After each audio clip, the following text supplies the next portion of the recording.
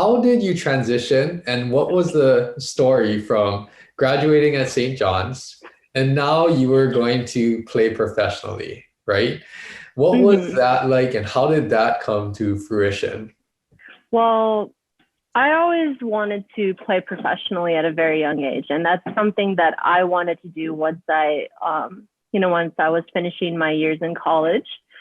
But after my first ACL injury, which happened my junior year, um, and then I ended up breaking my pinky as well my senior year, and so um, from there, I thought that that dream was dead, and that I wouldn't be able to, I thought, what kind of team would want to take me who's had an ACL surgery and broke her pinky? That I feel like that's a liability, and I would feel that I'm a liability.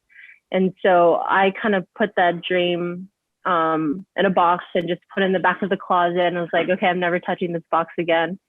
And on Facebook, and I was actually working my dream job at Madison Square Garden, and I got a message on Facebook saying, they would like to invite me to go compete at this tryout in Europe. And I was like, I haven't been thinking about playing professional sport for 6 months, and I was just like, you know, like why not? I'm young, like I can still play, like I'm still fit, like why not? And I was just playing at like open gyms in New York at the time that I ended up finding. And so I went to Slovenia, and this was my first time to Europe. So I flew to Paris and flew to Slovenia, and I was by myself. Had a few bags with me and just took a chance and took a leap of faith. And I competed at this tryout. I believe it was 3 or 4 days. And this is all like a virtual too. So the coaches didn't come to the gym. They just watch on these screens, and it would be live. And so I did that. And, I had a lot of fun. I met a lot of different people from everywhere. It wasn't just the US. And we had some from Canada. We had some from other countries. And so, I got to learn a little bit about European culture and, just traveling around there. And unfortunately, well, first I was offered to play in Germany, and the deal that was offered, I didn't think it was good enough, I guess you can say. Like I thought my value was much higher than that. And so it was either I had 10 minutes to make this decision. So I got called over and was like, okay, Shawna, this team in Germany wants you. What are you going to do? And I was just like, I was just in the middle of playing like just a few seconds ago. And now I have an opportunity to play in Germany. And I was like, I don't know, like, how long do I have to make this decision? He's like, well, you have like 10 minutes. And I was like, okay. Well, I was like, can I go like to the bathroom and think about this? And he's like, yeah, go right ahead. So I thought about it. I called my dad really quick, told him what happened.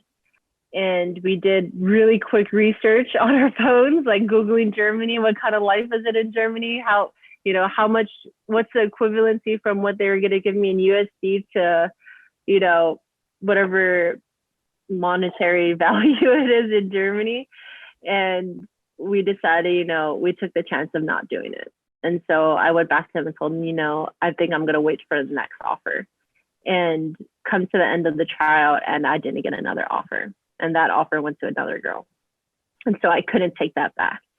And so I went back to the States with a bunch of memories, and, it's like, okay, playing a professional sport is not in the cards for me. That's something I'm not going to do.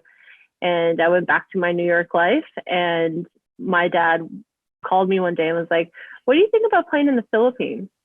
And I was like, what do you mean the Philippines? Like they have a professional league in the Philippines? He's like, yeah.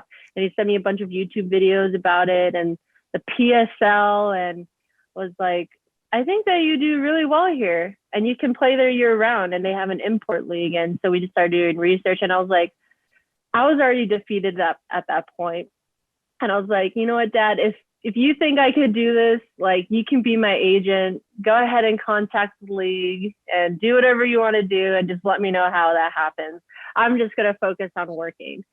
And so I think it was roughly 2 weeks later, there was emails going back and forth from him and the league, and he sent out my bio. He asked me to put a reel together, and my reel is very bad. So if you ever Google me on YouTube or anything like that, you're gonna see my highlight reel, and it's like an hour long because I didn't do it really good. And so I sent it to them, and within that 2 weeks, he called me and was like, they want you. I got a team that wants to, sign you. I was like, oh, awesome. Like, how long do I have to like be able to get there? And like, well, if training starts in like 3 weeks. And I was like, what? So I had to make a decision and was like, do I go and play a professional sport and like achieve my dream? Or do I stay in New York and basically like do my dream job?